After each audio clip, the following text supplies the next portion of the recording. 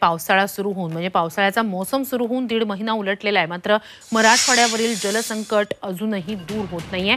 सर्वात मोठ्या जायकवाडी धरणात केवळ 4% पाणीसाठा शिल्लक आहे, तर मराठवाड्यातील सर्वच लहान मोठ्या धरणांनी तळ गाठलाय।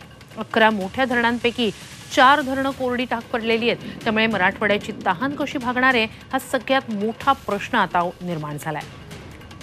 मराठवाड्यातील जिल्ह्यांमध्ये धरणांमधला जलसाठा नेमका किती आहे जाणून घेऊया।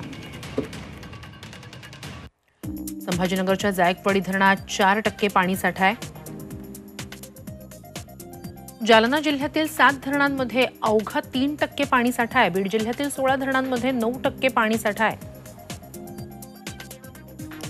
लातूरमधील 8 धरणात 11% पाणीसाठा आहे। धाराशिवमधील 17 धरणांमध्ये केवळ 6% पाणीसाठा शिल्लक आहे। नांदेडमधल्या 9 धरणांमध्ये 17% पाणीसाठा आहे। परभणीतील 7 धरणांमध्ये 7% इतकाच पाणीसाठा शिल्लक आहे।